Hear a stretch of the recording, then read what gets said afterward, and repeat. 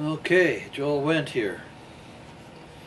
More philosophical ruminations, things about the mind, the global mind, the nature of reality, the nature of the world, what thinking is, what thought is, stuff that for some people will be just BS, and if that's the way you feel about it, that's just fine with me.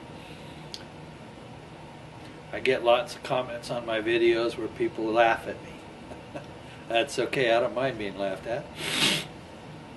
Now, the world has lots of things in it. Here's a book I like. It's called The Name of the Wind by Patrick Rothfuss, R-O-T-H-F-U-S.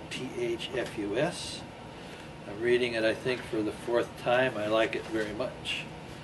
I like to read novels that I've read before, in large part because one of the lovely things about them is that they're like a musical symphony, especially the good ones.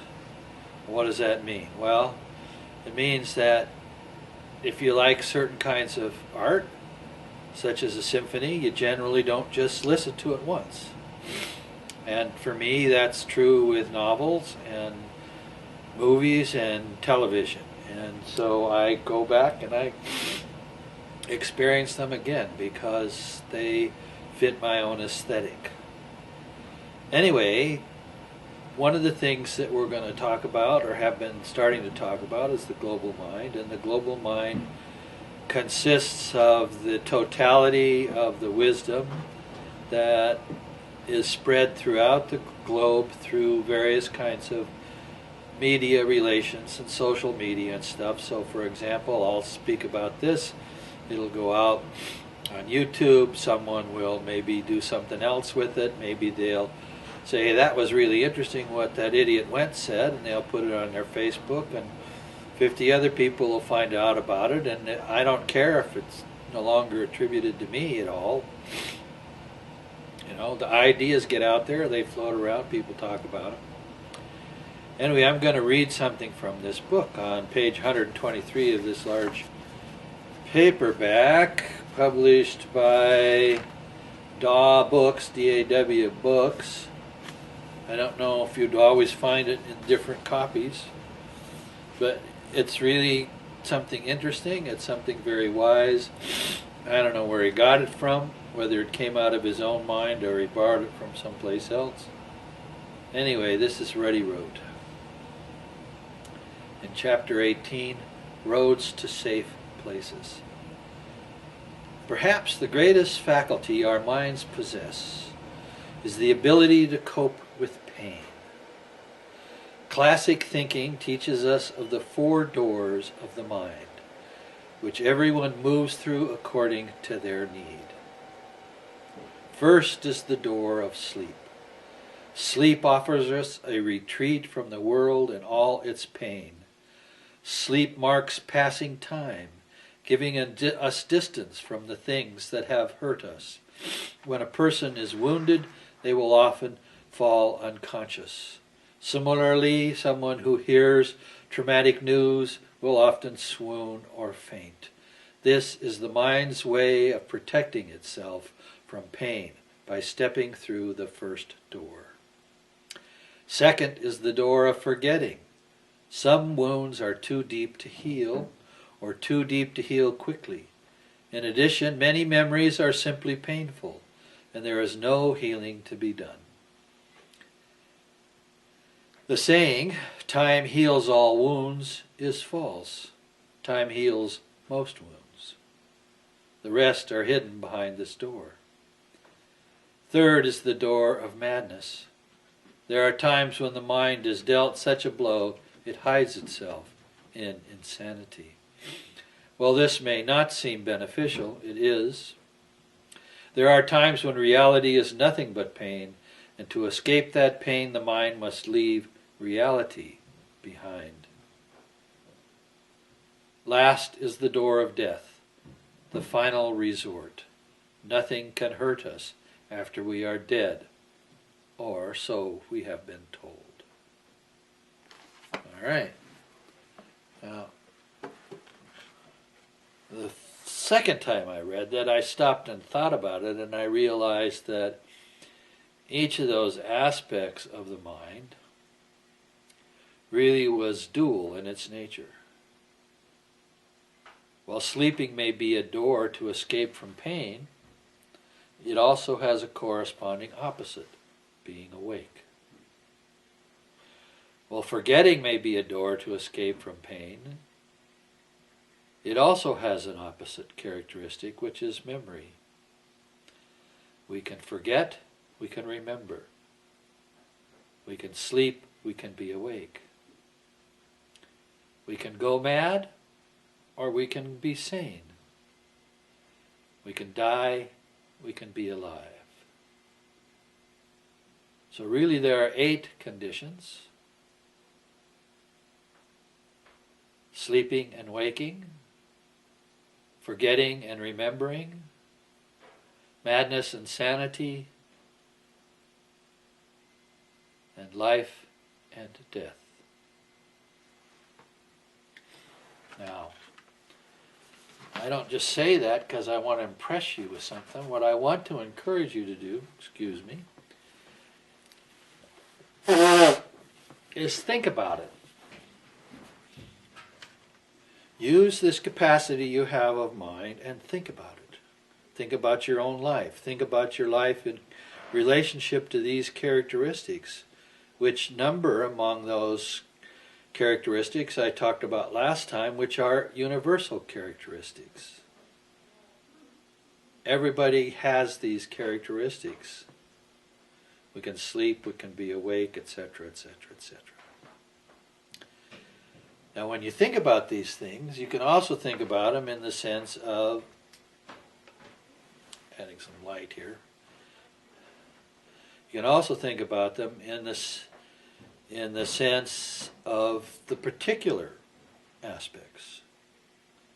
So for example, when you're asleep, perhaps you dream.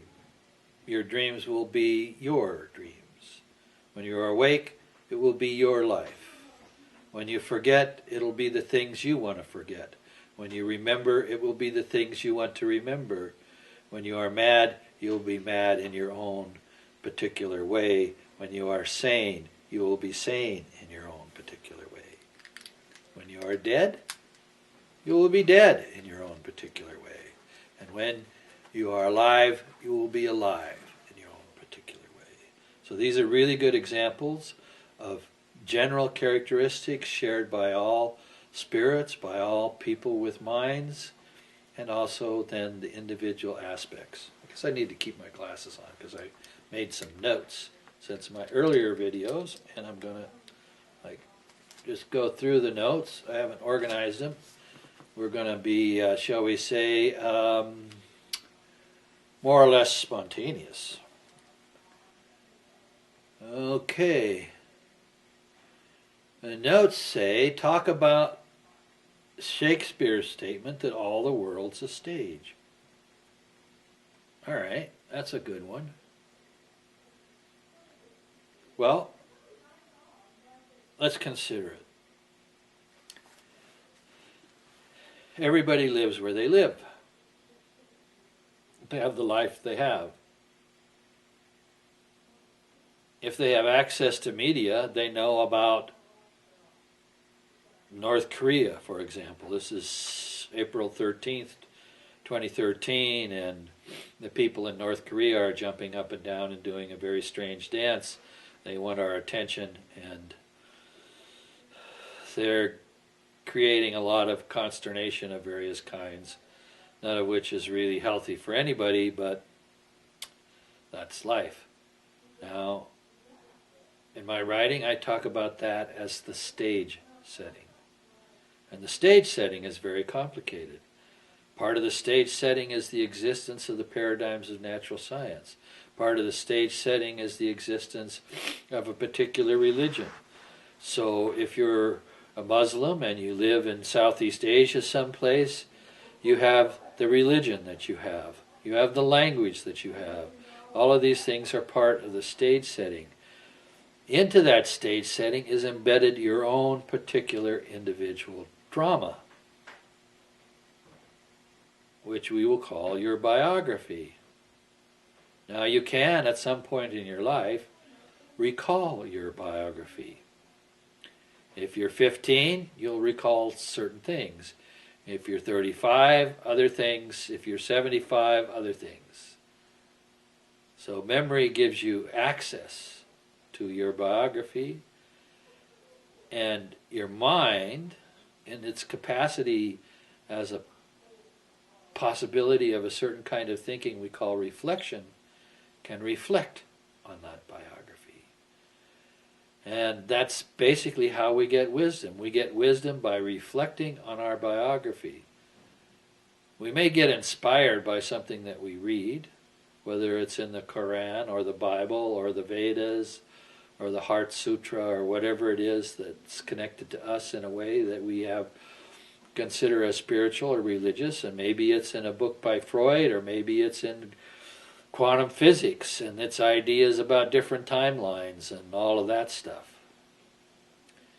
Each of us will have ideas about the world that we have an affection for. We will see the world in accordance with that. And those particular choices we make in the nature of what is the content of our mind belong to us as individuals. Now, of course, we do something very strange.